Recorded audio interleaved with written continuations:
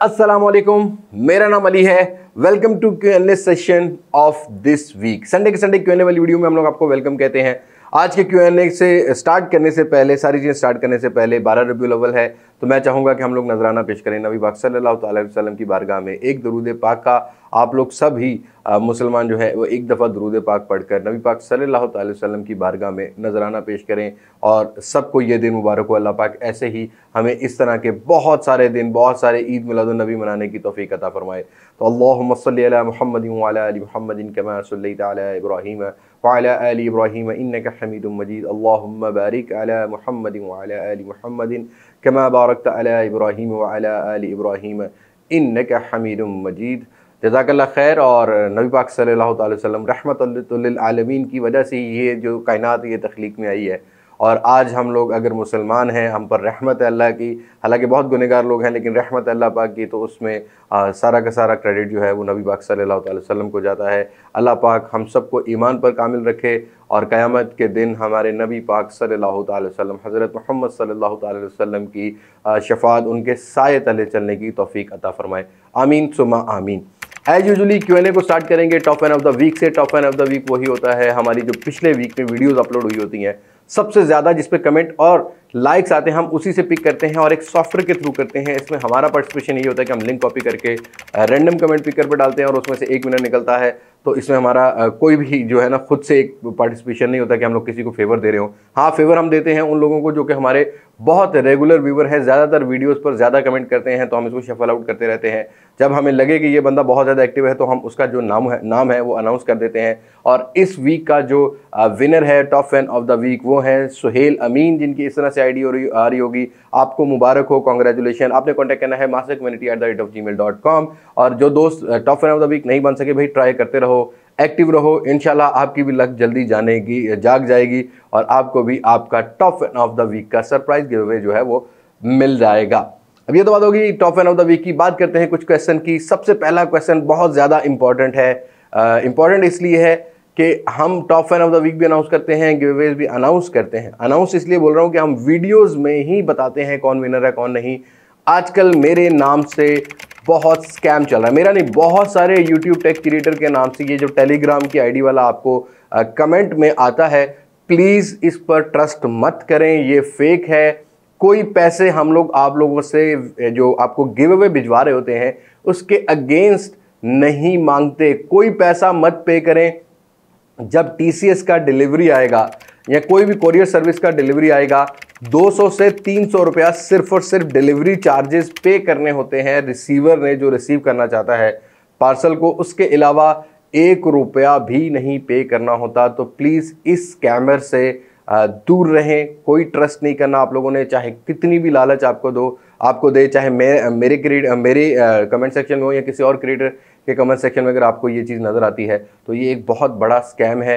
मुझे बहुत ज़्यादा इस दफ़ा स्क्रीनशॉट्स आए और मैं पिछले 4 दिन से इस शख्स के, कोई भी, ये पूरा ग्रुप है भाई, क्योंकि एक यूज़र को मैं रिपोर्ट करता हूँ तो 10 यूज़र और बन जाते हैं। और मैंने एटलीस्ट पिछले कुछ 3 दिनों में 3000 कमेंट इसके हाइड किए हैं, रिपोर्ट किए हैं, लेकिन ये फिर से कोई नई आईडी बना के आ जाते हैं। और मेरे जो दोस्त हैं, मेरी जो मास्टर फैमिली है जो कमेंट सेक्शन में एक्टिव रहती है, उनको फ्रॉड करने की कोशिश करते हैं। तो बी आ स्मार्ट पर्सन, आपने इस स्कैम में नहीं फंसना। चाहे कोई भी क्रिएटर के वीडियो के नीचे आप कमेंट कर रहे हो, जब तक वो अनाउंस ना करे, इंस्टाग्राम पर मुझे फॉलो कर ले, मैं या तो वहाँ अनाउंस करूँगा या मैं यहाँ पर अनाउंस कर रहा होता हूँ, यूट्यूब पे अनाउंस कर रहा होता हूँ, मैं मैसेज नहीं करता। Please don't trust on it और इसको लेके ज़्यादा सीरियस मत हुआ करें। मुझे व्हाट्सएप भी आए हैं, ईमेल्स भी आई हैं आप लोगों की। तो मैं आप लोगों को आज फिर एक दफ़ा पब्लिकली, पहले भी मैंने बताया हुआ, फिर एक दफ़ा पब्लिकली बता रहा हूँ कि भाई इस स्कैम से बी अवेयर रहें। और MKBHD और मिस्टर उज़ा बॉस ने भी इस टाइप की कुछ स्टोरी डाली हुई थी, उनके भी कमेंट सेक्शन में ये लोग नहीं छोड़ते। तो please be aware from this. और अनबॉक्स थेरेपी वाला सीन जो है ना वो भी पहले हो चुका है, फेक गिव अवेज का। बहुत सारे लोगों ने पैसे नुकसान किए, बट आपने अब भी अवेयर रहना है। अपने अगले क्वेश्चन की बात करते हैं। वैसे तो ये पहला क्वेश्चन है, लेकिन इससे पहले मैंने कहा क्यों ना आप लोगों को गिव अवे के बारे में बता दिया जाए। मुर्तज़ा जाहिद हैदर कहते हैं 60K तक गेमिंग फ़ोन। देखो भाई, बॉक्स पैक में तो कोई भी गेमिंग फ़ोन नहीं है। स्नैपड्रैगन 680 या मीडियाटेक हीलियो G99 या मीडियाटेक हीलियो G96 अगर आपको कहता है ना कि ये गेमिंग हार्डवेयर है, कोई कहता है, तो समझ लेना वो आपकी लगा रहा है, वो आपको उल्लू बना रहा है। तो आपने उल्लू नहीं बनना भाई। इस प्राइस सेगमेंट में एटलीस्ट स्नैपड्रैगन 778G और साथ के साथ स्नैपड्रैगन 870, स्नैपड्रैगन 865 या स्नैपड्रैगन 888 भी मिल जाते हैं इस प्राइस सेगमेंट में। ये वो फ़ोन होते हैं जो कि आपका गेमिंग एक्सपीरियंस बेटर प्रोवाइड करते हैं। अगर मैं स्पेसिफिकली कुछ फ़ोन्स का नाम लूँ, मोटो H Plus मिल जाता है, OnePlus 8 मिल जाता है, Xiaomi का 11T मिल जाता है, 10T मिल जाता है, Poco F3 मिल जाता है, Realme GT Master Edition मिल जाता है, A52s सैमसंग का मिल जाता है। ये फ़ोन है वो है जो आपको गेमिंग एक्सपीरियंस बेटर करेंगे, जिनका GPUs बेटर है, जिनकी CPU की क्लॉक स्पीड बेटर है, जिनकी ऑप्टिमाइजेशन बेटर है, जिनके थर्मल्स बेटर है। आप इन फ़ोन्स को कंसीडर करें जिन फ़ोन्स के अंदर आपको फ्लैगशिप हार्डवेयर मिलते हैं। डोंट कंसीडर एनी फ़ोन जो कि आपको मीडियाटेक के G सीरीज़ वाले हार्डवेयर में मिल रहा हो या आपको मिल रहा हो स्नैपड्रैगन की 600 या 700 सीरीज़ भी है तो 778 से नीचे का कोई भी हार्डवेयर आपको प्रॉपर गेमिंग नहीं प्रोवाइड करने वाला। ये बात आपने माइंड में रखनी है। तो be a smart person as a Mastek family member. अगले क्वेश्चन की बात करते हैं, बहुत इंपॉर्टेंट है और मैं भी बहुत ज़्यादा कंफ्यूज हो चुका हूँ। मुझसे अबू बकर जोया पूछते हैं, डॉलर नीचे आ रहा है, अगर इस तरह नीचे आता रहा तो कोई चांसेस हैं स्मार्टफोन्स की प्राइस नीचे आने के? ये कम से कम 10 क्वेश्चन से, सबका नाम नहीं ले सका तो अबू बकर भाई का क्रेडिट जा रहा है। देखो भाई, मैं आपको एक चीज़ क्लियर करता हूँ, अभी तक जितने भी मैंने एनालिसिस देखे हैं, जितनी भी मैंने टॉक्स देखी हैं पॉलिटिकल, उसमें यही बताया जा रहा है कि ये आर्जी तौर पर नीचे लाया जा रहा है। अगर तो पैसे की वैल्यू बढ़ती है तो आपकी इंपोर्ट्स ज़्यादा हो जाएंगी, एक्सपोर्ट्स कम हो जाएंगी, जो सबसे बड़ा ड्रॉबैक है। और मोबाइल फ़ोन प्राइजेस की अगर मैं बात करता हूँ, मोबाइल फ़ोन फ़िलहाल जो मार्केट में अवेलेबल हैं ये वैसे ही इंपोर्ट बैन की वजह से जो टैक्सेस ज़्यादा किए गए थे पार्ट्स के ऊपर, पार्ट्स इंपोर्ट हो रहे थे, उनके टैक्सेस ज़्यादा किए थे जो लोकल पाकिस्तान में असेंबल हुए हैं, वो वैसे ही पुराने डॉलर रेट पर हुए हैं। पहले जो लेटर ऑफ क्रेडिट LC होती थी वो करंट डॉलर रेट से 10-15 रुपये ऊपर जो बैंक्स हैं उन्होंने फ्रॉड करके हमारे जितने भी इंपोर्टर्स हैं इनको बेची है, तो वो ऑलरेडी उनको 230, 35, 40 रुपये डॉलर के हिसाब से पड़ी हुई है। फिलहाल 1 महीने तक मुझे नहीं लगता ज़्यादा प्राइस नीचे आएंगी, और जितनी फ्लक्चुएशन 5 महीने में रही है, अब ब्रांड्स खुद भी मेंटली इस मामले में स्ट्रांग नहीं है या एक जो डिसीजन है वो नहीं ले पा रहे कि भाई अगर तो प्राइस गिरा दी, कल को पता लगे कुछ और हो गया और दोबारा से डॉलर 250 पे चला गया। तो हमने ये देखा है कि पिछले 5 महीने में अगर एक हफ्ते में प्राइस नीचे आई है तो अगले हफ्ते फ़ौरन से ऊपर चली गई है। तो मेरे ख्याल में ये वही रीज़न है कि अभी आपको फिलहाल प्राइस में ज़्यादा फ्लक्चुएशन नहीं मिलेगा। हाँ, नवंबर मिड तक हो सकता है अगर डॉलर कंसिस्टेंट रहा 215-20 रुपये के अराउंड या इससे भी अगर नीचे आ जाता है तब आपको प्राइस में डिफरेंस ज़रूर मिलेगा, लेकिन आपको उसके लिए वेट करना पड़ेगा। फ़ौरन से प्राइस डिक्रीज़ नहीं होगी क्योंकि जब ऑर्डर दिया जाता है उसे 15 दिन बाद डिलीवरी पाकिस्तान में होती है और उसके बाद मार्केट में स्टॉक आता है, तो ये सारा प्रोसेस जो है ना वो 25-30 दिन का ले जाता है। तो हमेशा से जब डॉलर की प्राइस में डिफरेंसेस होते हैं, बढ़ाने वाले तो फ़ौरन बढ़ा देते हैं लेकिन कम करने में ये लोग टाइम लेते हैं, और ये अलमिया है पाकिस्तान का, सिर्फ मोबाइल फ़ोन नहीं और भी अगर आप प्रोडक्ट देखोगे तो उनकी भी प्राइसेस अभी कम नहीं की, हालांकि डॉलर ज़रा कम हुआ है लेकिन कोई भी प्राइस जो है वो नीचे आती हुई नज़र नहीं आती, तो उसके लिए 1 महीना आपको वेट करना पड़ेगा। अगले क्वेश्चन की बात करते हैं। क्लिक फॉर शानी कहते हैं S22 प्लस और OnePlus 8T non PTA, I think OnePlus 8T की तरफ आपको जाना चाहिए। हार्डवेयर बहुत ऑप्टिमाइज है। S21 प्लस में अगर आपको एक्जीनोस का हार्डवेयर मिलता है तो वो हीट होता है। फिर सैमसंग में बैटरी टाइमिंग के इश्यूज आते हैं, हाँ, बिल्ड क्वालिटी का भी ज़रा डिफरेंस है, तो आपको मेरे ख्याल में OnePlus 8T की तरफ चले जाना चाहिए। अगला क्वेश्चन मेसी गॉट कहते हैं, अस्सलाम वालेकुम। वालेकुम अस्सलाम। आपकी अपनी पर्सनल चॉइस कौन सी फ़ोन की होती है for gaming under 30K to 35K in use और बॉक्स बैग? भाई बॉक्स बैग तो इस ज़माने में पिछले 4 महीने से मैंने कोई भी चॉइस रखी नहीं है इस प्राइस में। चाहे मीडियाटेक हीलियो G96 मिल रहा है, चाहे स्नैपड्रैगन 680 मिल रहा है, ये तो बिल्कुल भी गेमिंग हार्डवेयर नहीं है। मैंने जितना भी एक्सपीरियंस किया है G96 में कहीं में किसी में हार्डवेयर बेस्ड जायरो नहीं है, किसमें सेंसिटिविटी का इशू है। मेरे ख्याल में आपको यूज़ फ़ोन लेना चाहिए। हार्डवेयर मैं आपको बता देता हूँ, अगर इस हार्डवेयर में आपको कोई फ़ोन मिले, स्नैपड्रैगन 732G इस रेंज के अंदर मिल जाता है, स्नैपड्रैगन 730 भी मिल जाता है, और इसी रेंज के अंदर आपको स्नैपड्रैगन 835 भी मिलता है। बस याद रखिएगा जो 835 या 845 आपको इस रेंज में मिल रहे होते हैं उनके अंदर बैटरी साइजेस 3500-3700 mAh होता है, तो आपको बैटरी बैकअप इतना अच्छा नहीं मिलेगा। जैसे ही 50% से नीचे बैटरी आती है, गेमिंग एक्सपीरियंस बेटर नहीं होता, लैग होता है। तो गुजारे लाइक आप इस रेंज के अंदर एक गेमिंग कर सकते हैं, लेकिन अगर बैटरी साइज बड़ा है तो इनमें से कोई भी हार्डवेयर आप कंसीडर कर सकते हैं। इवन मीडियाटेक हीलियो G90T भी अच्छा हार्डवेयर है अगर आप देखें तो। आसिफ प्लेस कहते हैं, आज वैसे गेमिंग के बहुत ज़्यादा क्वेश्चन है। आसिफ प्लेस कहते हैं हार्डकोर गेमिंग के लिए 80K के अंदर 11T लेना चाहिए या कोई box pack for screen recording? कभी कभी 11T को भी अगर स्क्रीन रिकॉर्ड करेंगे तो लैग तो आएगा भाई, क्योंकि MI UI का बग है, बहुत बड़ा बग है। मेरे ख्याल में आपको जो है वो यूज्ड फ़ोन ले लेने चाहिए। आई थिंक इसमें 80 भी बेटर है, OnePlus 8 Pro भी मिल जाता है, उसके ऊपर इन्वेस्ट कर सकते हैं। इसी रेंज के अंदर आपको Xiaomi का 10 भी मिल जाता है, Poco F2 Pro 50,000 रुपये की रेंज में मिल जाता है। इनकी गेमिंग बहुत अच्छी है। या अगर आप सिंगल सिम चलाते हैं, कर्व स्क्रीन चलाना चाहते हैं तो Moto H Plus मोटोरोला का मिलता है, जो कि ऑफिशियल पीटी अप्रूव होता है। 12 GB 256 GB स्नैपड्रैगन 865 के साथ मिलता है। उसके अंदर अगर आप स्क्रीन रिकॉर्डिंग करेंगे तो आपको लैग ज़्यादा नहीं मिलेगा, लेकिन अगर आपने स्क्रीन रिकॉर्डिंग की करनी है तो इस पैसों में आपको अगर एप्पल की डिवाइस लेनी है तो iPhone 11 70,000 रुपये तक मिल जाता है। स्क्रीन रिकॉर्डिंग पर लैग नहीं प्रोवाइड करता और गेम प्ले फायर चिपकता भी ज़्यादा है उसका पबजी के लिए, उसको भी आप कंसीडर कर सकते हैं। लेकिन 11T को आप डीसेंट और 90 FPS के लिए कंसीडर कर सकते हैं, बट स्क्रीन रिकॉर्डिंग में हल्का फुल्का लैग करेगा। और डायमेंसिटी की हार्डवेयर जो है ना, स्क्रीन रिकॉर्डिंग में, या मीडियाटेक की हार्डवेयर मैंने हमेशा से नोटिस किए हैं, जब स्क्रीन रिकॉर्डिंग हम लोग करते हैं तब CPU हीट भी बहुत होता है और GPU जो है वो फ्रेम ड्रॉप भी प्रोवाइड करता है। अपने अगले क्वेश्चन की बात करते हैं। हाशिर फयाज कहते हैं अस्सलाम वालेकुम। वालेकुम अस्सलाम। अली भाई कोई किट फ़ोन 50K में, आप देखो कैमरा लेना है तो Pixel 4 XL से नीचे तो कॉम्प्रोमाइज़ मत करना भाई। और अगर आपने करनी है गेमिंग तो मेरे हिसाब से Xperia XZ5 है आई थिंक मॉडल, जो है 45-48 हज़ार रुपये का मिल जाता है, गेमिंग के लिए बहुत अच्छा है। इसी तरीके से थोड़े से पैसे डालोगे तो OnePlus 8 भी मिल जाता है, Moto H Plus भी मिल जाता है। और बाकी मज़ीद मैं फ़ोन कवर करता रहूँगा, लेकिन मेरे नज़र में ये अच्छे फ़ोन है अगर इस प्राइस में देखते हैं। हाँ, OnePlus 7T को ज़रूर कंसीडर कर सकते हैं, 7 Pro को ज़रूर कंसीडर कर सकते हैं, लेकिन उनमें यही प्रॉब्लम है, बैटरी साइज़ के प्रॉब्लम है। उनसे 8 थोड़े से पैसे डाल के मिल जाता है तो 8 ज़्यादा बेटर एक्सपीरियंस प्रोवाइड करता है। 7T से मेरे ख्याल में Pixel 4 XL को ले लिया जाए तो वो ज़्यादा बेटर है, क्योंकि Android 13 पर भी पैच करके चलता है। अगला क्वेश्चन है तलहा बाजवा का, Samsung S10 5G versus OnePlus 9 versus Moto H Plus versus Note 10, Samsung Note 10 Plus। Samsung को तो हटा दो भाई, मैं पैच वाला फ़ोन तो बिल्कुल प्रेफर करने वाला नहीं हूँ। बहुत ज़्यादा लैग, बहुत ज़्यादा आपको जो है ना प्रॉब्लम्स मिलेंगी, रूटेड फ़ोन होते हैं। OnePlus 9 स्क्रीन छोटा है और Moto H Plus को सबसे बड़ा advantage 12 GB 256 GB official PT approve, edge बहुत शार्प है, 5000 mAh बैटरी है। इन सब में सबसे बड़ी बैटरी ही Moto H Plus की है और कैमरा भी नो डाउट अच्छा है Moto H Plus का। तो Moto H Plus पहली प्रायोरिटी, दूसरे नंबर पर स्नैपड्रैगन 888 की वजह से OnePlus 9 की प्रायोरिटी रख सकते हैं। तंजीलुर रहमान कहते हैं Pixel 7 Pro पाकिस्तान में आएंगे या नहीं आएंगे, तो क्या प्राइस होगी? अव्वल तो नहीं आएंगे, अगर आए भी तो ऑफिशियल नहीं होंगे, मतलब आपको PTA टैक्स पे करना पड़ेगा और ये फ़ोन जो है वो पैच भी नहीं होते। 7 की जो प्राइस है वो 2.5 लाख के अराउंड होगी और 7 Pro 3.25 लाख के अराउंड होगा कम से कम, क्योंकि $1000 900 कुछ डॉलर की प्राइस है। अगर उसको आप पाकिस्तानी पैसों में कन्वर्ट करते हो तो आपको 2.5 लाख तक प्राइस मिलेगी। 2.5 लाख के बाद फिर आपको मंगवाने के पैसे लगेंगे और उसके बाद डीलर ने अपना प्रॉफिट रखना है और फिर PTA टैक्सेशन, फिर बहुत सारे मामला हैं। बहरहाल ये विदाउट PTA की प्राइस 3 लाख के अराउंड 7 Pro की होगी और 2.5 लाख के अराउंड जो है वो 7 की होने वाली है। मजीद कहते हैं, और मजीद ने भी कहा है, और मेरे एक दोस्त हैं ज़फ़र भाई, नेस्ले में जॉब करते हैं, उन्होंने भी मुझे रात को व्हाट्सएप किया था, तो ज़फ़र भाई को भी शॉर्ट आउट दे देते हैं।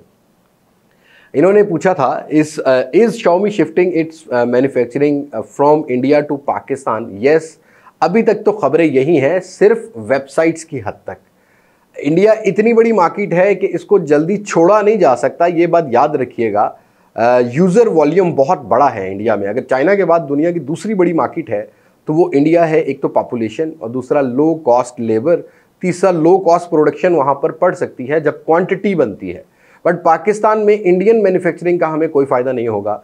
इस टॉपिक को ज़रा अभी हम डिटेल में कभी फिर बात करेंगे।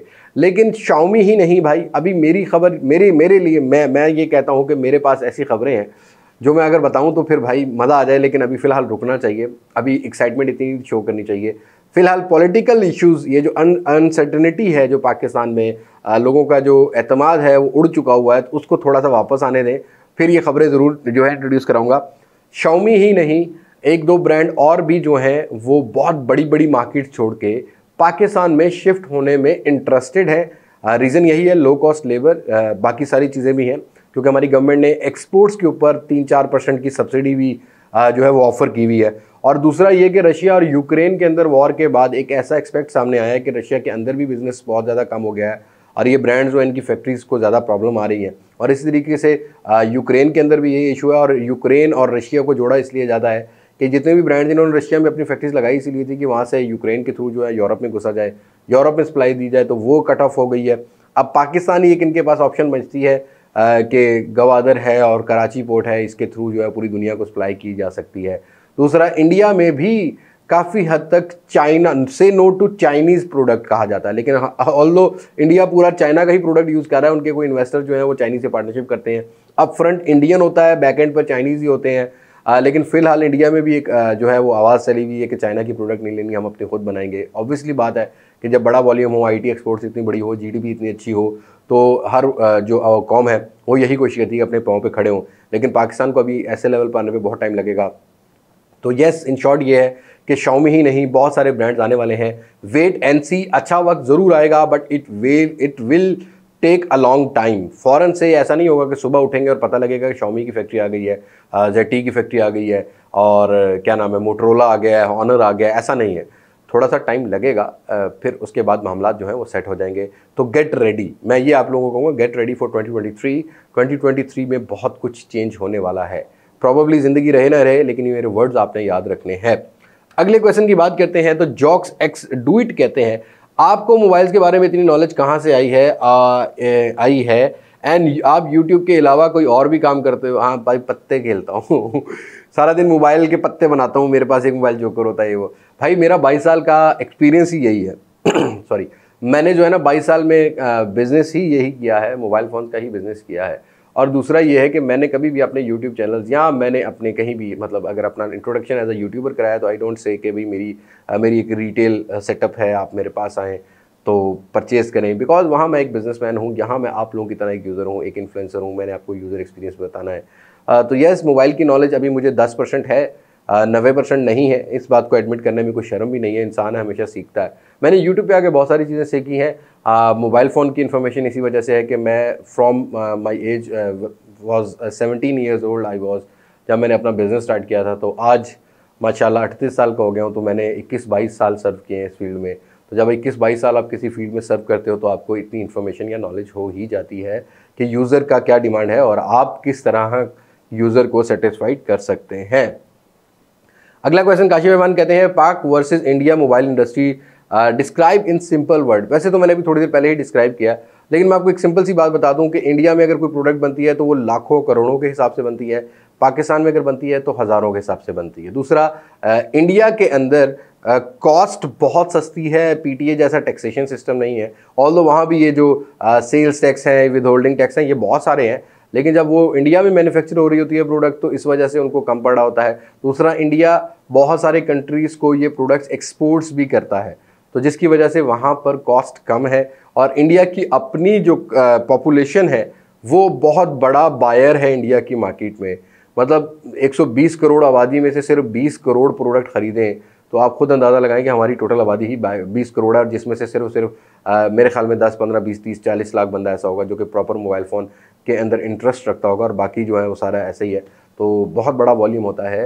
एक अगर मैसेस को देखा जाए, अगर एक प्रोडक्टिविटी को देखा जाए, सेल्स को देखा जाए, तो यस, इंडिया इसी वजह से ही इस टाइम दुनिया में अपना नाम बना चुका है कि उनके पास एक बहुत बड़ी पॉपुलेशन है। अगर वो 1 रुपये की भी चीज़ बेचें डेली, तो वो 100 करोड़ का बिजनेस तो सिर्फ 1-1 रुपया करके भी कर सकते हैं। तो इससे बड़ी, मतलब इससे ज़्यादा कैलकुलेशन अगर आप करेंगे तो आप खुद एवरेज लगा सकते हैं कि क्या प्रॉफिट रेशियो है उस मार्केट में।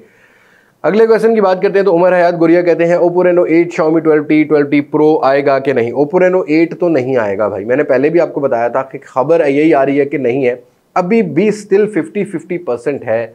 कुछ ही दिनों में अगर गवर्नमेंट LCs ओपन कर देती है करंट डॉलर रेट पर, तो शायद आ जाए, लेकिन अभी तक यही खबर है कि नहीं आएगा। हाँ, Xiaomi का 12T मुझे अपडेट मिल चुकी है कि आएगा 50-50%, बट 12T Pro पाकिस्तान में because of price, because of import taxation या बहुत सारे मामला हैं, शायद 12T Pro जो है वो पाकिस्तान में ना आए, लेकिन नवंबर में ये चीज़ें भी क्लियर हो जाएंगी। मिस्टर हुज़ैफा कहते हैं, अस्सलाम वालेकुम। वालेकुम अस्सलाम अली भाई, पोको X3 Pro बेटर है या iPhone XR? Please make my question. देखो भाई, गेमिंग के लिए लेना है तो XR ले लो, नॉन PTA 50-55 हज़ार रुपये में मिल जाता है। लेकिन पोको X3 Pro मत बाय करें, क्योंकि अपडेट के बाद बहुत डेड हो रहे हैं। मैं पहले भी कई बार वीडियोज़ में बात कर चुका हूँ, कई मेरे बहुत सारे सब्सक्राइबर हैं वो कहते हैं आप बात नहीं करते, तो भाई आप वीडियोज़ नहीं देखते तो आपको कैसे पता लगेगा मैंने बात किया है।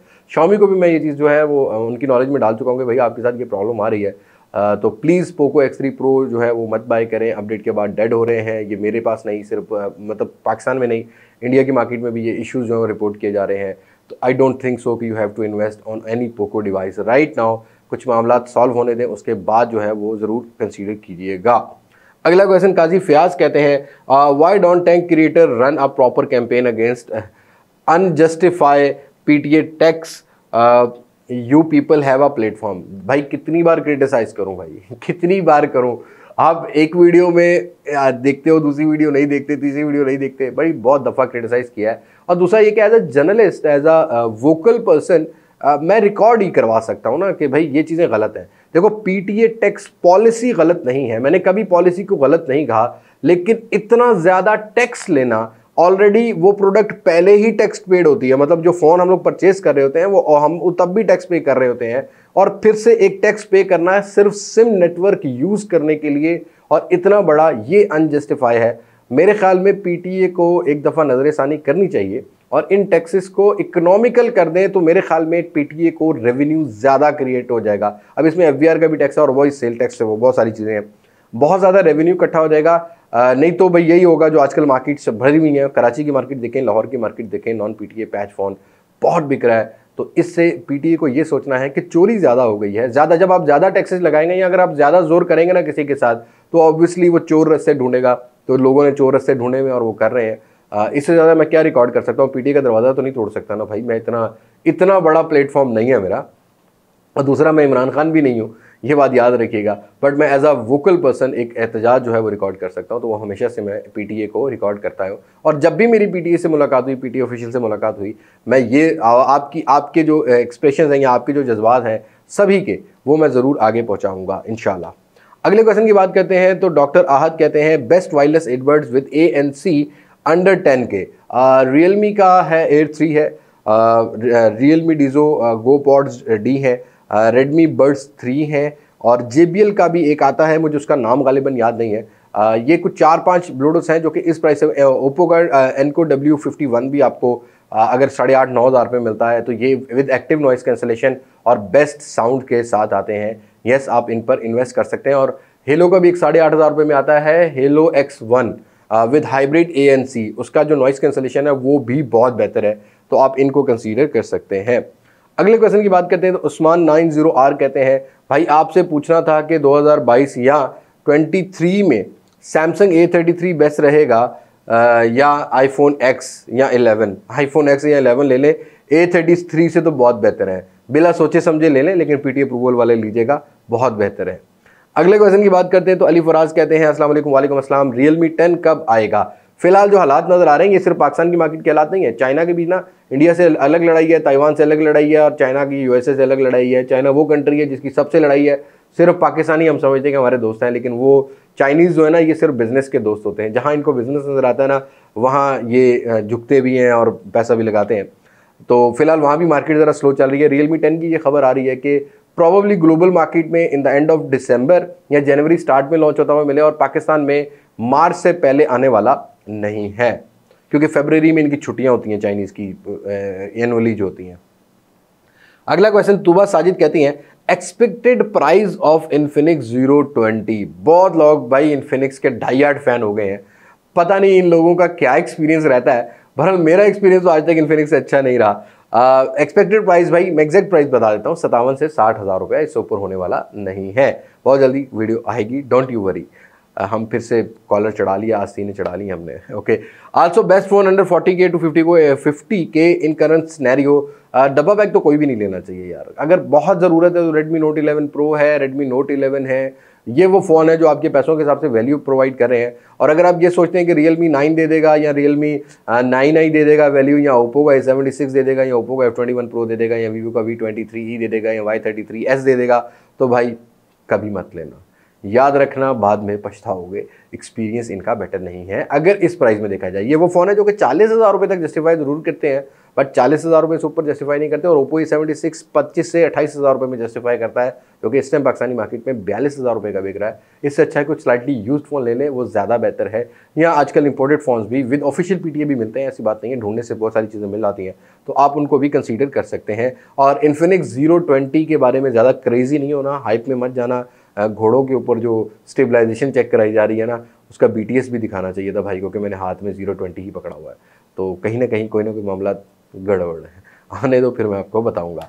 अगले क्वेश्चन की बात करते हैं तो अहमद महर कहते हैं Realme 9 57K की रेंज में कैसा है? अभी मैंने बताया भाई चूना लगवाओगे। 40,000 रुपये का फ़ोन तो फिर भी गुजारा ना तो वो Realme 8 जैसा है, ना वो Realme 8 Pro जैसा है, ना ही वो Realme 7 Pro जैसा है, लेकिन गुजारा है कि सिर्फ Realme का लोगो लगा हुआ है। बट इतने पैसों में सीरियसली में स्नैपड्रैगन 680 कभी भी जस्टिफाई नहीं करता। स्नैपड्रैगन 680 कंपैरेटिवली स्नैपड्रैगन 625 और स्नैपड्रैगन का 675 678 जो कि 25-28 हज़ार रुपये मिलते रहे हैं, मेरे ख्याल में ज़्यादा स्लोअर है। ठीक है, फैब्रिकेशन प्रोसेस ज़रा कम है लेकिन ज़्यादा स्लोअर है। वो फिर भी हार्डवेयर अच्छे थे, उनकी जो इमेज प्रोसेसिंग और वीडियो प्रोसेसिंग थी वो बहुत बेहतर थी।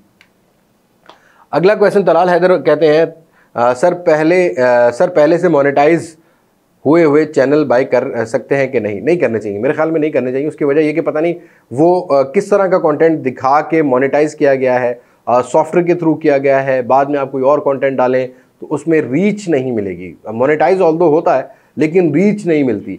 बहुत कम 100 में से 1-2% ऐसे होते हैं जिनका तुक्का सही लग जाता है या जिनका कंटेंट जो है ना वो चल पड़ता है। बाकी बहुत सारे लोग ऐसे हैं जो कि सिर्फ अपना पैसा ज़ाया करते हैं 15 से 20 हज़ार रुपये मोनेटाइज चैनल लेके।